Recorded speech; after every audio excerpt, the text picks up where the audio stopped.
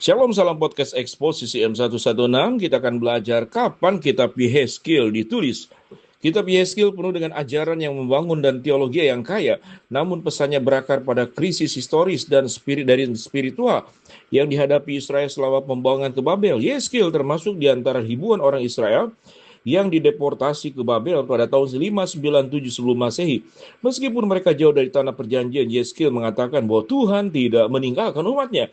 Dia menekankan pesan ini sepanjang pelayanannya. Yehezkiel menulis kitab ini selama tahun-tahun awal pembangunan tahun-tahun awal pembuangan antara tahun 590 sampai 570 sebelum Masehi. Pekerjaan Yehezkiel dari seorang nabi dimulai tahun 593 sebelum Masehi berlangsung sekitar 22 tahun. Penglihatan terakhir datang pada tahun 571 sebelum Masehi, Yehezkiel 29 ayat 17.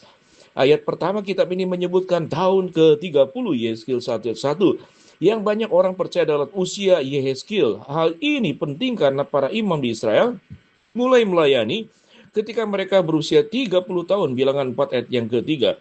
Dan Yehezkiel bukan hanya seorang nabi, tetapi juga seorang imam, Yehezkiel 1:3. Allah memanggilnya untuk melayani pada saat bait suci, pusat peribadatan Israel, sudah tidak ada dan tidak ada lagi. Untuk memahami mengapa kehadiran Allah di pengasingan begitu penting untuk memahami janji-janji perjanjian yang ia buat kepada Israel. Hal ini juga membantu untuk melihat bagaimana bangsa ini melanggar perjanjian-perjanjian tersebut. Allah membuat perjanjian dengan Abraham sekitar tahun 2000 sebelum Masehi dan kemudian memperluasnya selama pemerintahan Daud sekitar tahun 1000 sebelum Masehi. Kejadian 12 ayat 1 sampai 3, 2 Samuel 7 ayat 12 sampai 16. Akan tetapi dimulai dengan pemerintahan Salomo 970 sampai 930 sebelum Masehi. Israel semakin tidak setia kepada Allah dan hukumnya. 1 Raja-Raja 11 ayat 1 sampai 13. Ketidaktaatan bangsa Israel akhirnya menyebabkan perang saudara dan perpecahan menjadi kerajaan Israel Utara dan kerajaan Yehuda sebagai di selatan sekitar tahun 930 sebelum Masehi. Alih-alih memerintah dengan kebenaran dan memimpin umat dalam kekudusan, raja-raja di utara dan selatan semakin tenggelam dalam ketidakpercayaan. Jadi Allah mengizinkan bangsa-bangsa asing menaklukkan negeri ini dan mengirim umat ke pengasingan sebagai bentuk disiplin. Pada tahun 722 sebelum Masehi, Asyur mengalahkan kerajaan Israel di utara. Dan pada tahun 586 sebelum Masehi, Babel merebut kerajaan Yehuda di selatan. 2 Raja-Raja 17 ayat yang ke-20.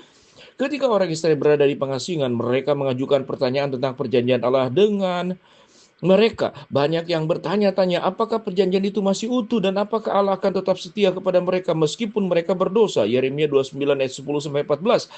Yehezkiel memainkan peran kunci dalam menjawab pertanyaan-pertanyaan ini. Selama pengasingan, sebagai seorang nabi dan imam, ia membantu umat memahami bahwa Allah tidak meninggalkan mereka. Ia sering menulis tentang bait suci, misalnya Yehezkiel 8 sampai 11 pasal 40 sampai ke 48 yang mencerminkan fokusnya pada kehadiran dan kekudusan Tuhan. Ia juga mencatat tanggal penglihatannya dari tahun pembuangan Raja Yehoyakim pada tahun 597 sebelum Masehi yang membantu menempatkan kitab tersebut antara tahun 590 sampai 570 sebelum Masehi. Rincian ini menunjukkan bahwa Yehezkiel adalah saksi mata dan nabi sejati selama pembuangan. Selama 70 tahun Tuhan membiarkan orang-orang Yahudi kembali ke tanah mereka. Tuhan menggerakkan Sirus, Raja Persia, untuk memberikan perintah yang memungkinkan mereka kembali.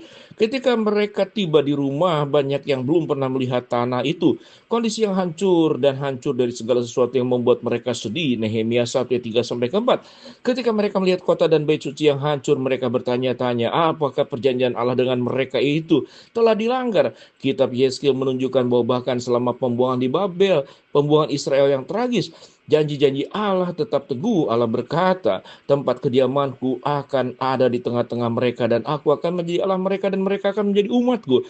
Yehezkiel 37 melalui Yehezkiel Allah mengingatkan umatnya bahwa pembuangan bukanlah akhir tetapi sebuah langkah menuju pemulihan dan persekutuan. Shalom, salam podcast eksposisi.